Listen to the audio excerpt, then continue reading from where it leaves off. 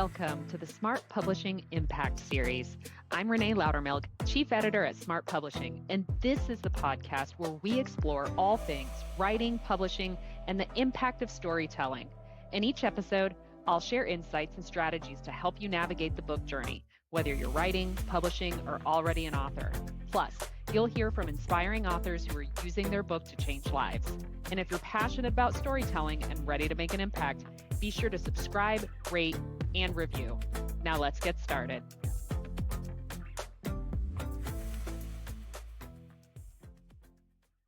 Hello, and welcome to another episode of the Smart Publishing Impact Series with myself, Renée Lautermilch, Chief Editor at Smart Publishing. Today is another solo episode I'm really excited about today. Yesterday, I was feeling stuck. Obviously, when you're sort of in the thick of writing and publishing the way I am with what I do, some of the topics can escape you as far as being of value for listeners. So I made a post on Facebook, had some great people step in, make some great recommendations. And one of the ones that stood out that a couple people had mentioned was coming up with a title. So that's going to be what today's episode is all about. How do you come up with a title? Where do you start when it comes to a title? So I'll tell you guys a few ways to think about it, and then I'll give you some tips for coming up with your title. And if we have enough time, the length of the book got brought up too. I know that I've discussed that on previous episodes, but it's something that time and time seems to get brought up again. So if I go through the title information pretty quickly and we're doing good on time and it's not looking like it's going to be a belabored long episode, I'll go into that as well. If not, I'll save it for next time. So let's talk about coming up with a title. So first, I want to start by saying what I'm going to talk about today is pretty specific to the nonfiction genre. So when you've got those two top level genres of pretty much all books, you have fiction, made up, make believe, in other words, and nonfiction, based on true stuff. So I'm going to be talking specifically to nonfiction because when you enter the world of fiction, you can be a little bit more artistic. You don't have to be as specific. Oftentimes cover design tends to talk a little bit more beyond just the title to communicate to the reader what it's about. So keep in mind, if you're out there and you're writing a fiction book, I'm talking specifically about nonfiction in this one. So let's talk about title. When it comes to nonfiction books typically have a main title and a subtitle. And I'll get into why in just a second. But let's do a quick example. So I've got a few books here that we've published, and I've got one of them by Jason T. Powell, Compete to Live, the Everyman's Playbook to Beating Depression. So Compete to Live, that is the main title. So when you think about your main title, what you want to think about is you want to think about creating something that feels like a brand, something that can potentially be the umbrella for a full book series if you decide that you want to do multiple books under that brand. So that is like your brand. Think about I think it's like Rich Dad, Poor Dad. I forget the name of the author, but that's like a massive, massive series. There's like a bajillion different books underneath that brand. So you want to think about your main title as the brand, and it can be a little bit more artistic. It doesn't have to be super specific to whatever it is that you've written about. So in this example, Compete to Live, that's kind of a cool branded title. And I think that's actually what Jason ended up titling his nonprofit as well, that came out of this book. It's also called Compete to Live. So that is really an overarching brand for him. Now, here's something else. That main title, you can trademark it. It is trademarkable, if that's a word, but only if you have more than one work under that title. For example, if I wanted to trademark my 1 hour author, I would need to write another book underneath the 1 hour author main title. Think about something that's that feels like a brand. If you might have no plans whatsoever on writing multiple books into a series, but if you wanted to turn it into a series, it could be strong enough to do that, and it could be strong enough for trademarking if you were to do that. So that's sort of that top level title for you. That's that thing that's very unique, and it's going to be the first attention grabber beyond, of course, visually seeing the cover. Let's talk about the subtitle now. This is something that I typically have to talk about a lot with authors because it's obvious that you need a main title for your book, but it's not always obvious to people outside of the industry, outside of the publishing industry, that you really need a subtitle as well. So let's use the same example that I've been using. If I just told you that this book was called Compete to Live, what would you think it was about? Who would you think it was for? So your imagination could probably run wild on that. And if you are browsing books on the internet, you would have to click on the book and have enough motivation to go and read the description, which for, the average person who's just skimming and looking at books pretty quickly, that's going to feel like a lot of work to them. And it's going to feel like it's going to kind of take them off of, what they're doing by just looking at books on the cover. So the goal of your subtitle is to very quickly be able to communicate to that prospective reader what your book is about. So imagine if you took your entire book description and just summarized it into one concise sentence. That is your subtitle. And now I'm going to take my hand off. If you're watching on YouTube, I'm taking my hand off of the subtitle. If you're just listening, okay, now we're no longer talking about a book that's just called Compete to Live. It's Compete to Live. The subtitle now is The Everyman's Playbook to Beating Depression. Okay, so now we know that this is specifically a book that is oriented towards men with depression, or even, loved ones who have, somebody, a man in their family, whether it's a spouse or a dad or a son or somebody who is going through depression. So now we know exactly what it's about and if it's what we're looking for. So if I was looking for something of that type, or maybe I wasn't even looking for it, but I'm like, oh my gosh, my brother or my husband, is suffering from depression. I need to check this out.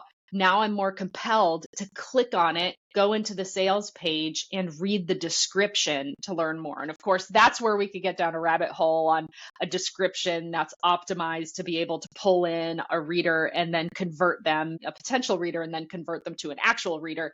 But we'll save that for another episode. So that is the whole purpose of your subtitle. Let's do another example, okay? We've got this awesome one coming out in May 3rd, 2025.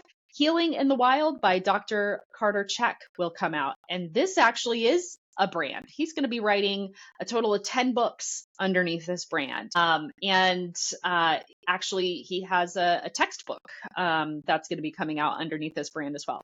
Okay, so Healing in the Wild. If I just said Healing in the Wild, what does that mean? Okay, here's the subtitle: Overcoming Trauma through Outdoor Therapy. All right, now we can see as well how he can sort of start to develop more books underneath the Healing in the Wild brand, because one could be all about navigating water, or something through rivers or water, the healing powers of water.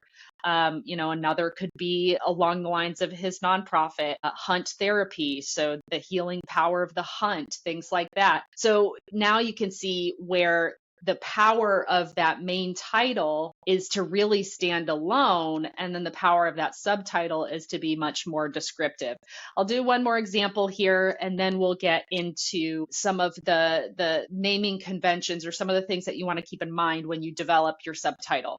So we've got my book here, The 1 Hour Author, and that's a little bit more straightforward. The 1 Hour Author. Okay, when you hear that, you're already thinking like turning the writing process into something quicker. But, for all you know, I've written a book on how to make AI write a book for you, which if you know me and you follow me, you already know my opinions on that. If something else wrote the book, that's not your book. Also, it's not copyrightable, FYI. It's technically public domain if you have AI write your book for you and you're not a content contributor at all. So rant aside, the subtitle to this is A Simple Guide to Writing and Publishing on a Busy Schedule. So now we know exactly what this book is for, how to write, how to publish, and it's for busy people, people who don't have a lot of time. Okay, so now that we've gone through a few examples of what a subtitle and a main title together might look like to work off of one another, let's talk about some subtitle conventions that work and then like the specific elements. But before we get there, let's talk one more time about the process of how people visually shop for books. I just went over this, but it's really important to understand the psychology of book shoppers so that you can be intentional with your title, your subtitle, your covers, all those sorts of things to maximize the amount of potential readers who turn into actual readers. So when most people shop for books these days, it's not in a brick and mortar store. A lot of those stores ended up closing. We've got a few Barnes and Nobles that are left here and there. Borders hasn't been a thing for eons now. And, there's some mom and pop shops around, but there's a lot of towns where, there's smaller towns and there's simply really not a bookstore or anything. And so most people are buying books online. If I want a leadership book, I'm going to go into Amazon and I'm going to go into the leadership genre, or I'm just going to type leadership and then I'm going to look at the different books that come up. So the first thing that's going to grab somebody, of course, we're visual creatures. It's the cover. So that's why it's so important to have your cover designed by a professional designer and to not go into the Canva and DIY it. A professional designer is going to give it a professional look, of course, because I'm sure you would, not want to buy something that looks super DIY. Most other people don't want to buy something that looks super DIY because it screams amateur-esque, not of high quality. And that basically says to the potential reader that what's in the book will also not be high quality. So you want high quality, attention grabbing cover. This episode's not about cover design. I am not a cover designer. I employ an amazing cover designer. So again, let's leave that to the experts. Then the title. Okay, so I see your cover. Okay, now the title is grabbing me and pulling me in, and that's typically the main title. And I'm going to quickly look for the subtitle because I need to determine if this book is for me. Remember, okay, Compete to Live doesn't tell me much more until I read the subtitle. And if there's no subtitle on this book, if it didn't say the Everyman's Playbook to Beating Depression, it's highly unlikely that I'm going to click to read the description, because with our super fast-paced, low attention span world that we live in these days, most people are not going to invest the time to take themselves completely off of the page that they were on to go into another page to then have to read through a description that may be, 200 to 500 characters or more in length, 200 to 500 words in length. Characters in length, that would be very short. That's like an SEO description. So that's where the subtitle is really, really important. And so if we have a well-formed subtitle, then that's where somebody will say, okay, this resonates with me. This is something that I'm interested in. This is what I'm looking for, or this is what I didn't even know I should be looking for. Now they're going to click on that page. And then, of course, that's where we could go on a whole different episode into how to grab them with things like A+ content and a very well optimized book description. But again, it's time for another episode. Okay, so let's talk about how to come up with your subtitle now that we've got a good idea of the importance of the subtitle and how it plays into people passing through to your book sales page. The first thing that you want is it needs to be clear and specific, okay? It needs to have clarity and specificity. So, what I mean by that is it needs to, very clearly represent what the book is about. And if you can represent kind of like who it's for in there, that's great as well. So another thing to think about, and this is if, you know anything about search engine optimization. If you don't, that's fine. But keywords, putting those in your subtitle are also very, very beneficial because it's going to enhance your book's searchability. So if you can have keywords that people are already searching for in there, and there are different tools out there on the internet that you can use to find the most popular words that people are searching for within your book's genre, then you maximize its ability to come up in search. Another thing to keep in mind is that, it should express potential benefits or solutions to the reader. And so going back to Compete to Live, there's a very clear benefit. This is the everyman's playbook to beating depression. Huge benefit right there. Or, another example is like from the popular book, The 5 Levels of Leadership, proven steps to maximize your potential. So you've got solution sort of benefit thing. Like, this is what I'm going to get out of this book that is of value to me. Also, it needs to be concise. Like I said, if you could take your book's description and break it down into one nice, concise sentence. We're not talking about 2 sentences. We're not talking about 3 sentences. Don't make it very wordy. Less words are more. It just needs to be like very punchy and straight to the point. So keeping it concise, makes sure that when the reader reads it the first time, they clearly understand it. It's very easy to understand and very clear to understand. They don't need to read it a couple times to get it because it's too wordy or it's too much. And also, it's non-duplicative. So you don't want the same verbiage or words that are in your main title and your subtitle as well, because then you're just kind of not maximizing word space at that point. So if my book, The 1 Hour Author, said in the subtitle, how to be an author in just 1 hour a week, like I already have that in the title. It's not telling the reader any more, so it's not adding any more value. So some of the conventions that I see out there that tend to work a lot to maybe get you started in terms of brainstorming, where you could start with your subtitle, are playbook, blueprint, the complete authoritative guide. And that's maybe getting a bit too wordy, but you're seeing where I'm going with that.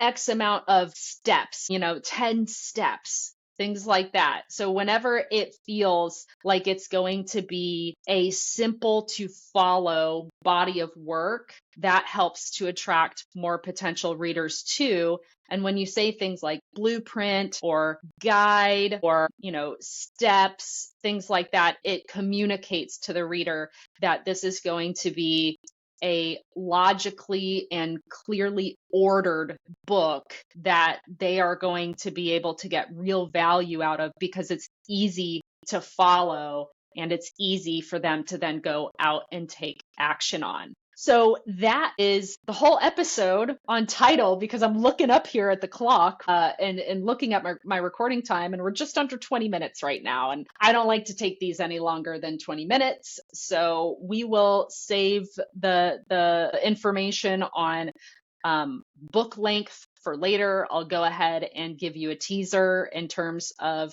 how to decide your book length. Your book should be as long as it needs to be. That's my quick answer. I'll expand upon that next time. I'll do next week's episode on book length so that we can quickly follow up on that. As always, thank you for listening. If you haven't already subscribed to the show, please subscribe to the show. Please share it with anybody who is interested in writing, is a writer, already has books out there, and please rate and review. That helps to get the show in front of more listeners who can be helped through this information. And if you haven't connected with me on Facebook, you can find me, Renée Lautermilch. I'm on Facebook. That's the primary social media outlet that I'm on. Always happy to connect with folks on there. If you ever want to drop in my DM on there and ask me some questions, I love it when people do that. And then, of course, you can find more information at smartpublishingservices.com. I've got a blog there. I have a bunch of different resources there that can help you, including a KDP self-publishing course that is pretty cheap. If you're looking at going the self-publishing route, that will give you everything you need to know to get your book published on KDP and done right the first time. So like I always say at the end of these episodes, keep writing your story because the world needs your voice. Until next time.